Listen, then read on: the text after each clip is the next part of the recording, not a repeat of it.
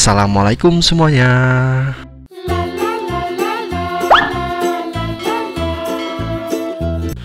Untuk bahan-bahannya teman-teman langsung screenshot di sini ya teman-teman ya. Di langkah pertama, siapkan wadah atau piring seperti ini ya. Di sini aku ada pisang kapas. Aku pakai 5 buah ya teman-teman ya. Untuk pisangnya sendiri memang udah matang banget ya teman-teman ya. Jadi kita maksimalkan aja bahan-bahan yang ada ini. Ini aku buka semuanya dan lanjut di sini aku ada 1 bungkus santan kara ukuran 65 ml. Kita masukin semuanya ya.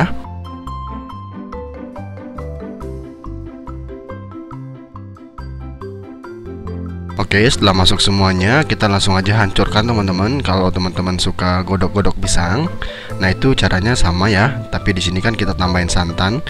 Dan yang pastinya nggak digoreng ya. Nah ini kita hancurin aja semaksimal mungkin. Boleh menggunakan whisker seperti ini, boleh juga menggunakan cobek, atau juga boleh menggunakan sendok dan garpu ya teman-teman ya. Jadi untuk ngelumat si pisang bebas dengan cara teman-teman masing-masing ya. Ini aku hancurin seperti ini, lalu aku aduk merata ya.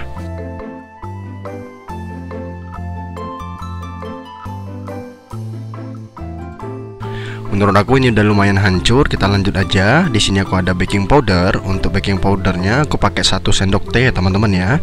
Jadi untuk takarannya teman-teman bisa lihat sendiri di video ini. Nah ini aku pakai 1 sendok teh ya teman-teman ya. Kebetulan juga baking powder aku juga mulai habis.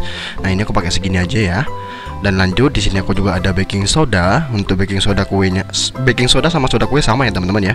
Jadi kita pakainya itu setengah sendok makan, setengah sendok teh teman-teman. Jadi perbandingannya 2:1 ya. Nah seperti ini aja. Dan lanjut untuk perisa, ini bebas boleh dipakai atau enggak. Ini aku pakai vanilla ya teman-teman ya. Boleh pakai vanili juga. Untuk vanilla sendiri aku pakainya takarannya setengah sendok teh seperti ini. Teman-teman kalau pakai vanili pakainya secukupnya aja ya. Dan ini setelah itu kita lanjut tambahkan garam teman-teman. Untuk garamnya itu aku pakai setengah sendok teh juga ya teman-teman ya. Kalau teman-teman suka yang mungkin agak keluar asinnya boleh pakai 1 sendok teh ya teman-teman ya. Ini rasanya menurut aku udah pas banget, manisnya dapat dan rasa gurih-gurihnya juga dapat. Apalagi nanti kita bakalan tambahin yang namanya keju teman-teman. Jadi untuk garamnya nggak usah terlalu banyak ya. Ini kita aduk merata dulu seperti ini. Setelah rata langsung aja kita sisihkan dulu. Kita lanjut ke step berikutnya ya. Ini kita sisihkan dulu ya. Lanjut di sini aku siapkan wadah yang lebih besar seperti ini. Lalu di sini aku ada 2 butir telur. Untuk 2 butir telurnya kita pecahin semua ya teman-teman ya. Lanjut di sini aku ada 150 gram gula halus atau gula pasir yang kita blender. Ini kita masukin semuanya, lalu kita aduk atau kita kocok sampai si gulanya larut teman-teman. Boleh juga sampai si telurnya mengembang. Speed video aku cepatin ya teman-teman ya, agar seperti mixer. Walaupun ini menggunakan manual tangan. Ini seperti ini, kita aduk aja sampai si gulanya halus atau sampai si telurnya mengembang.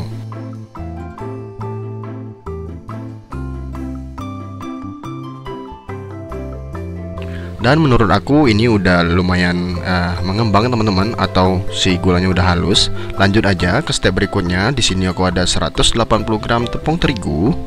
Masukin sambil diaduk ya teman-teman ya, biar nggak terlalu menggumpal nantinya. Kita sambil diaduk sambil dimasukin ya.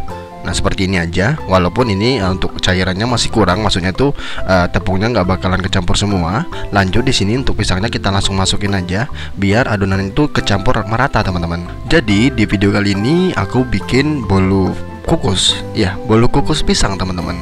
Boleh ditambahin pandan sih teman-teman kalau teman-teman suka pandan ya. Jadi bolu kukus pisang pandan gitu.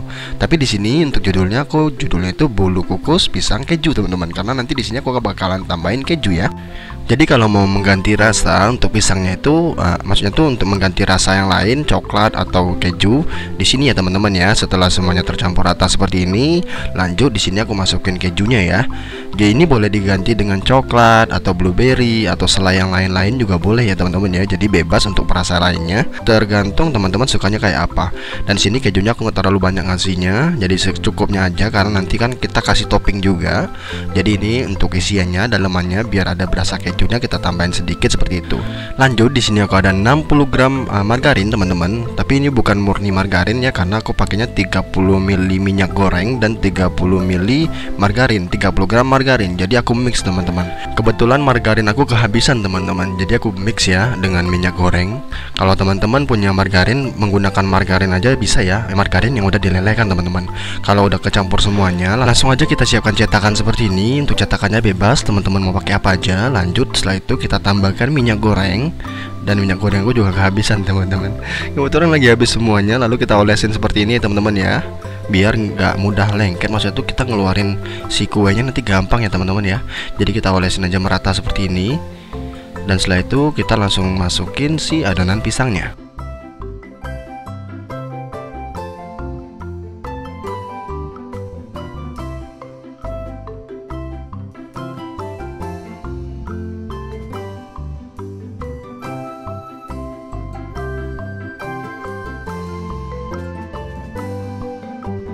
Setelah masuk semua adonannya, kita hentak-hentakin seperti ini ya. Kita goyang-goyangin seperti ini biar rata. Kita hentak-hentakin biar gelembungnya naik ke atas semuanya. Nah, setelah itu langsung aja kita siapin kukusan. Kita kasih kain ya teman-teman ya, biar nggak bantet ya.